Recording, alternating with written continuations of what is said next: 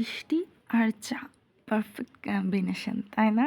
সেদিকে আর সকালবেলা ঘুম থেকে উঠেই দেখতেছিলাম এরকম একটা মেঘলা ওয়েদার, রাতে অবশ্যই বৃষ্টি হয়েছে।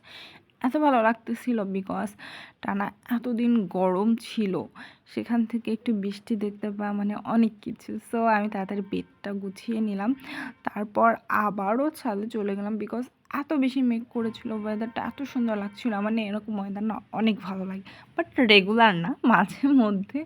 তারপর দেখি মুষলধারে বৃষ্টি, তারপর ভাবলাম যে না, এইবার তো আজকে তো আমি শুধু কফি লাভার, সো আজকে আর কফি খাবো না, আজকে একদম বাঙালিয়ানা দুধ চা খাবো।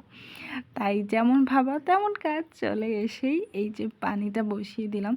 আসলে অনেকেই আছে আমাদের মধ্যে যারা এমনিতে খুব একটা চা বা কফি পছন্দ করে না, বাট বিভিন্ন একটা ওয়েদারে একটা রিজনে কিন্তু তারা কিন্তু খুব ঘটা করে খায়। আমি কিন্তু ঠিক তাদের দলে। আমি খুব একটা টি লাভার না যদিও, তারপরেও আর কি মাঝে মধ্যে খাওয়া হয় নিজের মতো করে। সো আমি সবসময় পাউডার মিল্ক দিয়ে একদম খাওয়াটা পছন্দ করি।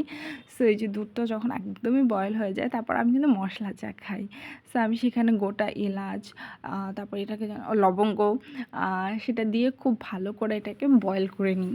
আমি এভাবেই চা করি, এটা না দিলে কেন জানি না আমার মনে হয় না যে চায়ের ফ্লেভারটা আসে।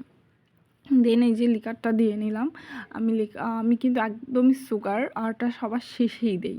লিকারটা দেওয়ার পর এই যে এত সুন্দর একটা কালার আসে, দেখে যে কি ভালো লাগে, আমার তো ভীষণ ভালো লাগে। এই যে এই চায়ের যে একটা কালার আসতেছিল, এই আসার টাইমটা আমার কাছে অনেক বেশি ভালো লাগে, একদম স্যাটিসফাই মনে হয় না, yes I can do it.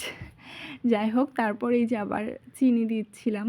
আমি খুবই কম খাই সুগার, একদমই কম খাই, তাই আমার সাথে যারা যারা চা খায় তারাও কিন্তু কম খাওয়ারই হ্যাবিট হয়ে গেছে। যাই হোক, এই যে তারপর চাটা নিয়ে নিলাম। এই জিনিসটা দেখতে, এই যে কালারটা, আমি যে ট্রান্সপারেন্ট এই কাপড়িসটা ইউজ করি, কেননা কালারটা অনেক সুন্দর লাগে। তারপর এই যে আমার মেয়ের কাছে চলে আসলাম, কী রে তুই চা খাবি? ও বলতেছে যে না ধুরু, আমাকে ডিস্টার্ব করো না তো, তুমি যাও তোমার কাজে।